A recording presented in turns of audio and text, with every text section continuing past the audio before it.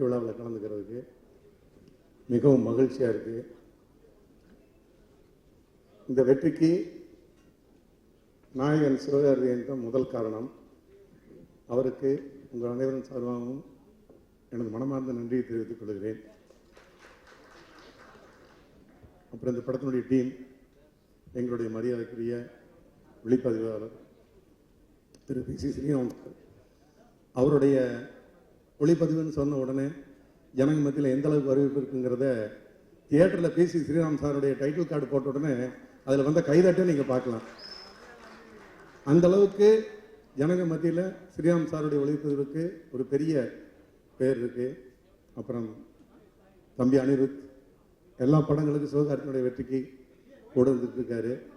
இந்த படத்திலையும் அவருடைய மிக அற்புதமான பாடல்கள் மூலமாக கலந்திருக்கிறாரு. அப்புறம் உலக அளவில் புகழ்பெற்ற திரு ரசூல் புகுட்டி சார், அவருடைய பணி இந்த படத்தில் வந்து மிக சிறப்பாக இருந்தது. அப்புறம் வெற்றி கதாநாயகி, தமிழ் சினிமாவில் ஒரு காலகட்டத்தில் ஒரு கதாநாயகி வெற்றி கதாநாயகி இருந்துட்டு இருப்பாங்க. இப்போ வரக்கூடிய காலகட்டங்களில் கீர்த்தி சுரேஷுடைய படங்கள் தொடர்ச்சியாக வெற்றி வரக்கூடிய அளவுக்கு அவருடைய எல்லாருடைய கமிட்மெண்ட் இருந்துட்டு இருக்கு. வந்த படங்கள் இரண்டுமே மிகப்பெரிய வெற்றி அடைந்ததுனால மீண்டும் மீண்டும் அவர் வெற்றி பயணம் தொடரும் என்று நம்புகிறேன். அவருக்கும் வாழ்த்துக்கள். அப்புறம் படத்தில் மிக முக்கியமான பங்கெடுத்த எங்கள் director K S Ravikumar sir, ஏன்னா மற்றவங்க யார் சொன்னாலும் நாங்கள் வந்து அவரில் எங்கள் ஒருத்தர், இத்தனை வருஷமாக அவரோட நாங்கள் பயணிச்சுட்டு இருக்கிறோம். அவங்க அப்புறம் சரண்யா பொன்வண்ணன், அவங்க வந்து அடிக்கடி நான் சொல்லுவேன், நீங்கள் படத்தில் இருந்தாலே வெற்றின்னு சொல்லுவாங்கம்மா, அதனால உங்களுக்கு ஒரு சென்டிமெண்ட்டான சக்ஸஸ்ஃபுல் தாய் அப்படிங்கிற ஒரு இது இருக்குது. அந்த வகையில் நல்லபடியாக நீங்கள் பண்ணியிருக்கீங்க. அப்புறம் சதீஷ், அப்புறம் ஏனைய தொழில்நுட்ப கலைஞர்கள் எல்லோருக்கும் என்னுடைய மனமார்ந்த வாழ்த்துக்களும் பாராட்டுகளும். நான் ஒருத்தரையும் தனித்தனியாக சொல்ல காட்டலாம்.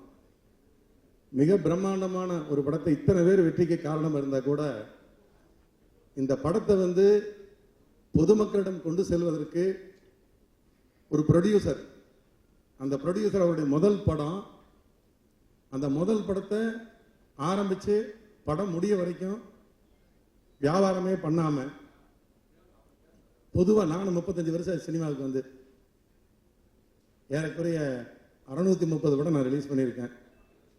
இது வந்து ஒரு பெரிய வெயிட் தமிழ் சினிமாவில். அப்படி இருக்கிற நானே சிவாஜி படத்துக்கு அப்புறம் படம் வாங்குறதை நிறுத்திட்டேன். கடைசியாக நாங்கள் ரிலீஸ் பண்ண படம் சிவாஜி தான். அது வரைக்கும் எல்லா பண்டிகைக்கும் படம் ரிலீஸ் பண்ணிட்டு இருந்தோம். சிவாஜிக்கு அப்புறம் இல்லை தமிழ் சினிமா வேறு லெவலுக்கு போயிடுச்சு, அதனால நம்ம வந்து நீ கொஞ்சம் வியாபாரத்தை குறைச்சிட்டு வயசும் ஆயிடுச்சு ரெஸ்ட் எடுப்போம் அப்படின்னு ஒதுங்கி இருந்தேன். ராஜா அதை அப்படி கண்டுபிடிச்சிட்டு நாங்கள் வியாபாரம் பண்ண எல்லா காலத்துலேயும் நாங்கள் தான் ப்ரொடியூசரை போய் பார்ப்போம், படம் வேணும்னு போய் கேட்போம். ஆனால் இந்த படத்தில் ஒரு வித்தியாசமான அனுபவம், ராஜா எங்களை தேடி வந்தார். அதே இந்த படத்துக்கு ஒரு வெற்றிக்கு ஒரு மிகப்பெரிய என்னன்னா, எந்த விதமான ஈகோவும் இல்லாமல் நம்ம போய் நம்ம படத்தை வேலை சொல்கிறோம்ல அப்படின்னு இல்லாமல் அவர் தேடி வந்து, சார் இந்த படத்தை நீங்கள் தான் வாங்கணும் அப்படின்னாரு. நான் சொன்னேன், இல்லை ராஜா, நான் படம் வாங்கி ரொம்ப வருஷம் ஆச்சு, நான் வாங்குறதில்ல, படங்கள் ரிலீஸ் பண்ணி தான் கொடுத்துட்டு இருக்கவங்களே விலைக்கு வாங்குறதில்ல. இல்லை சார் நீங்கள் வாங்கணும், நீ விலைன்னு சொன்னால் கூட ஒருத்தர் நம்ப மாட்டாங்கப்பா, திருப்பூர் சுமணியை வாங்கியிருக்காருன்னு சொன்னால் யாருமே ஏற்றுக்க மாட்டாங்க அப்படின்னு. இல்லை சார் நீங்கள் வாங்குங்க, தைரியமாக இந்த படத்தை பண்ணுங்க, முதல் பிள்ளையார் சிவன் உங்கள் மூலமாக தான் ஆரம்பிக்கணும்னு ஆசைப்பட்றேன், அதனால் நீங்கள் வந்து கண்டிப்பாக இந்த படத்தை வாங்கணும். ஏன்னா உங்கள் மாதிரி இருக்கிற செலக்டட் டிஸ்ட்ரிபியூட்டரை நான் தமிழ்நாட்டுக்கு தேர்ந்தெடுக்க போகிறேன், இந்த படத்தை கொடுக்க போகிறேன், அவங்கள பொறுத்தளவில் எல்லா வகையிலையும் ஆடியன்ஸுக்கு கரெக்டாக கொண்டு போய் சேர்த்தாங்க நான் நம்புகிறேன் அப்படின்னு சொல்லி வந்தார். ஸோ என்னுடைய அந்த வைராக்கியத்தை கூட உடைச்சிட்டு 8 வருடங்களுக்கு பிறகு சிவாஜிக்கு அப்புறம் முதல் படமாக நான் ரெமோ வாங்கினேன். அதுக்கு முக்கியமான காரணம் ராஜா தான். அந்த மாதிரி ஒரு தன்னம்பிக்கையோட தன்னுடைய ப்ராடக்டை கொண்டு வந்து மார்க்கெட்டில் விற்கிறேன்னு சொல்லிட்டுனா சாதாரண வேலை கிடையாது, சின்ன படம் இல்லை. 30 கோடி 40 கோடிக்குள்ள ஒரு படத்தை கொண்டு வந்து இந்த மாதிரி வந்து கேட்டார், யார் சார் தமிழ்நாட்டில் கொடுக்கலாம், நீங்கள் ஒரு ரெஃபரன்ஸ் கொடுங்க எனக்கு அப்படின்னாரு. நான் சொன்ன ரெஃபரன்ஸில் அத்தனை பேருக்கிட்டையும் அவரே நேரடியாக போய் வியாபாரம் பண்ணார். ஏன் இதை இந்த மாடலுக்கு சொல்லணும்னு ஆசைப்படுறேன்னு சொல்லிட்டுனா, சரியான ஆளுகிட்ட இருந்து மட்டும்தான் அந்த படங்கள் வந்து ஒழுங்காக போய் சேருங்கிற அந்த வியாபார நுணுக்கம் தெரிஞ்ச ஒரு தம்பி, அதுவும் தன்னுடைய முதல் படத்திலேயே சரியானவங்ககிட்ட போய் சேரணும்னு சொல்லிப்பட்டு வந்தது. அதை நாங்களும் காப்பாற்றணும். நாங்கள் இங்கே இருக்கிற மேடையில் இருக்கிற எல்லாருமே இந்த படத்தை விலைக்கு வாங்கினா கூட நாங்கள் வந்து மினிமம் கேரண்டி தான் அந்த படத்தை வாங்கினோம். ஆனால் தியேட்டரில் ஒரு தியேட்டர் கூட மினிமம் கேரண்டியில் நாங்கள் படம் திரையிடலை. அத்தனை தியேட்டர்லையும் பர்சன்டேஜ் தான் படம் போட்டோம். ஏன் அந்த வார்த்தையை சொல்கிறான்னு சொல்லிட்டுனா, திரையரங்கு உரிமையாளர்களுக்கு ரிஸ்க் இல்லாமல் இருந்துன்னு சொல்லிட்டுனா அவங்க அந்த படத்தை பொறுத்தளவில் நியாயமான விலையில டிக்கெட் விற்கிறாங்க. விற்கும் பொழுது படத்தினுடைய வசூல் எங்கேயோ போயிருது. இந்த 4 நாள் 5 நாள் இந்த படம் வந்து இவ்வளவு பேக்கடு ஹவுஸாக போகுதுன்னு சொல்லிட்டுனா அதுக்கு மிகப்பெரிய காரணம் திரையரங்கு உரிமையாளர்கள். தமிழ்நாட்டில் இருக்கக்கூடிய அத்தனை முன்னணி திரையரங்குகளிலும் இந்த படம் திரையிடப்பட்டிருக்குது. ஜனங்க வந்து சந்தோஷமா போய் பார்க்கக்கூடிய அளவில் திரையரங்கில் இந்த படத்தினுடைய நியாயமான கட்டணம். அந்த வகையில் தான் இந்த படத்துக்கு ஒரு மிகப்பெரிய வெற்றிங்கிறது என்னுடைய 35 ஆண்டு சினிமா அனுபவத்தில் உங்களுக்கு நான் சொல்லணும்னு ஆசைப்படுறேன். இந்த நிலை தொடரணும். அந்த நிலையை ஆரம்பித்து வச்ச சிவகார்த்திகேயனுக்கு எனக்கு மனமார்ந்த நன்றி. ஏன்னா இன்னைக்கு குடும்பத்தோட எந்த ஒரு நடிகருடைய வெற்றியுமே வந்துச்சுன்னா குடும்பத்தோட திரையரங்குக்கு வந்து பார்த்தா மட்டும்தான் அந்த நடிகருடைய வெற்றி உச்சத்துக்கு போகும். அதில் வந்து நான் ஒரு சின்ன ஆர்டர் ஆரம்பத்திலிருந்து பார்த்தீங்கன்னா தியாகராஜ பகதூர் பிஎஸ்ன்னு பிறந்தாங்க. தியாகராஜ பகதூர் மாஸ் ஹீரோ, அவர் நடிப்பில் இருப்பார். அதுக்கப்புறம் எம்ஜிஆர் சிவாஜி, எம்ஜிஆர் மாஸ் ஹீரோ, சிவாஜி இருப்பார். அதுக்கப்புறம் Rajinikanth Kamalahasan, Rajinikanth mass hero, Kamalahasan action இருப்பார்.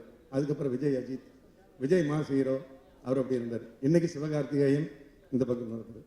ஸோ தியாகராஜ பகதூர், எம்ஜிஆர், ரஜினிகாந்த், விஜய் அந்த லைனில் இன்னைக்கு சிவகார்த்திகேயன் முன்னால் இருக்காருன்னா அதுக்கு ஒவ்வொரு குழந்தைகளும் இன்னைக்கு எப்படி ரஜினி சார் இருக்கும் பொழுது குழந்தைகள் தான் ரஜினி சாருக்கு மிகப்பெரிய ஆடியன்ஸ். ஒவ்வொரு குழந்தையும் ரஜினி சார் படம் பார்க்க ஆசைப்படுவாங்க. அந்த மாதிரி விஜய் படத்தை பார்க்க ஆசைப்பட்டாங்க. அந்த மாதிரி இன்னைக்கு சிவகார்த்திகேயன் படம்னா ஒவ்வொரு குழந்தையும் பார்க்க ஆசைப்படுறாங்க. அந்த மாதிரி நடிச்சு தன்னுடைய படங்கள் அத்தனையும் குடும்பத்தோடு வந்து பார்க்கக்கூடிய படமாக இருக்கணும்னு சொல்லி ஆசைப்பட்டு ஒவ்வொரு படத்தையும் நீங்கள் பண்ணிட்டு இருக்கிறீங்க. இந்த நிலை தொடரணும்.